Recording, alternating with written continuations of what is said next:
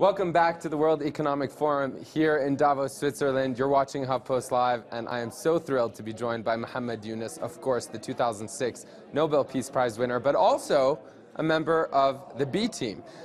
Muhammad, thank you so much for being with us. Thank you for inviting me.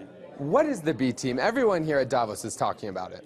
Yeah, the people in general all over the world are very frustrated with the way business has been working in the past and the financial crisis and so on, because it's so much personal profit-centric, all chasing money. There's nothing else you can penetrate in the minds of the people, because it looks like it's the only way you can do business is making money. B team came out of this frustration that this is not the right thing to do.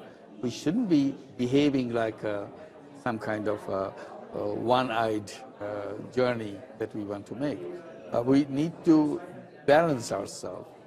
And instead of personal profit motive, we widen it up. It's the profit, it's people, and the planet.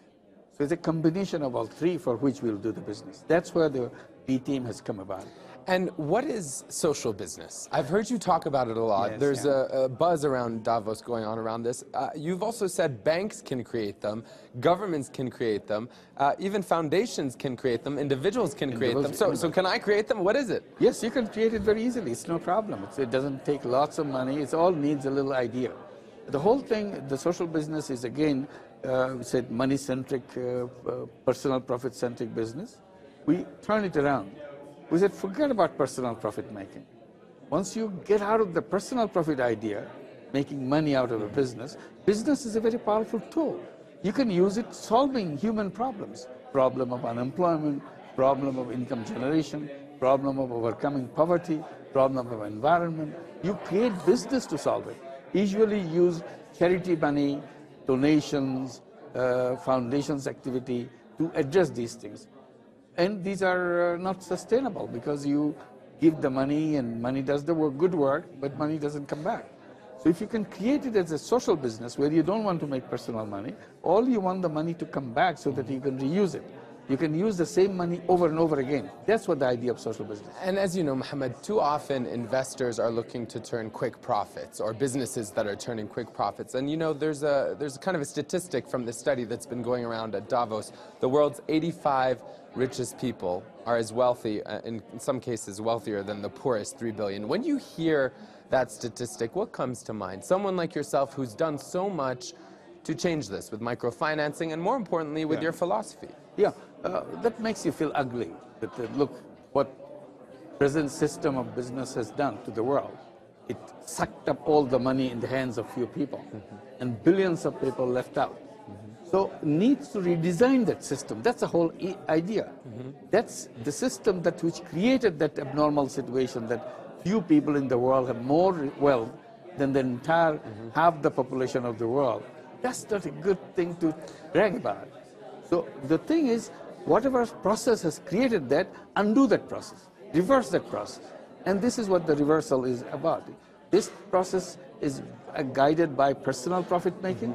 So forget about the personal profit making. Do it in a way, use that mechanism of business to solve human problems. And to your point, the personal profit sort of mentality led to, in no small part, the global financial crisis. Right, exactly. And that's what a lot of people were talking about at Davos several years ago. Now that conversation has shifted, it seems, to not just income inequality, but youth unemployment.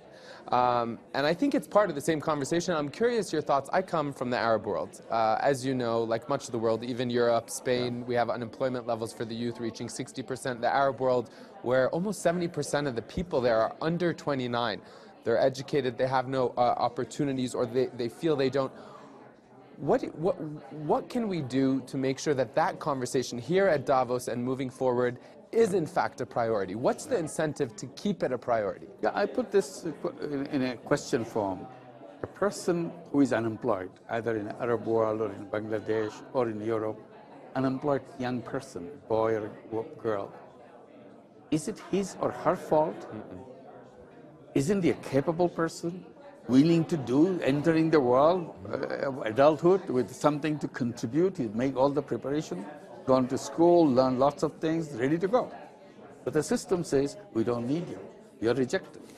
Not just one person, not 1,000 people, not million people, billions of these young people all around the world are rejected by the system. So what kind of system is that? Why are we praising that system?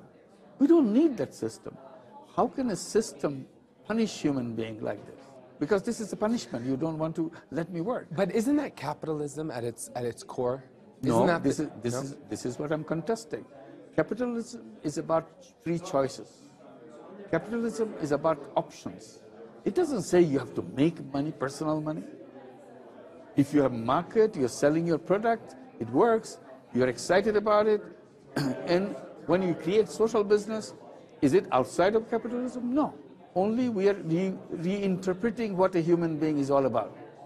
In the present interpretation of capitalism, human being is interpreted as a money-making robot. All they do in their lifetime is making money. That's how I feel sometimes, and I'm not making that much money. You feel that the system pushes you to make money. You have to. But human being is not a robot. Human being is a multidimensional person. It has selfishness. Human being has selfishness. And the present interpretation picked the selfishness part, forgot about everything else. I said, no, make it a whole human being in the business place. I'm a selfish person. I run business to make money. At the same time, I'm a selfless person. I run business to change the world. Can do both.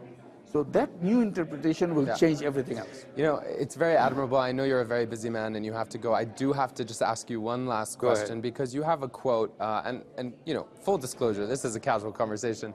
I've long been following your work and I don't understand business very well, but I find you very inspiring because I think you make it accessible for people like me who don't understand the nitty-gritty. And you once said, the world is not about making money, but about sustainability. There are other incentives in life other than profit, and you named achievement, accomplishment, glory. How do you define success personally to you? Success means what you intended to do, you did it. That's a success. If I want to create a new world, and if I'm successful in making it happen, I'm a success. If I wanted to help one human being to overcome his or her problem, and if I put my attention to it and work with him, and if he succeeded, it's my success. I did something that I make myself useful to another human being. That's a success. Money is not the success. Today, entire idea of success is translated into volume of money you make. That's the wrong way. That's what I'm addressing, that human being has to open up their minds and eyes as a human being, not as some kind of robot, the way textbooks have told us this is the way it has been done. We have to write new textbooks because the conceptual framework has to be redesigned. There's no option in that. And B team came one step, and we are talking about social business is another step. So many such steps will make the new paradigm possible. Always inspiring, Muhammad. Thank you so much. Such a pleasure. Thanks.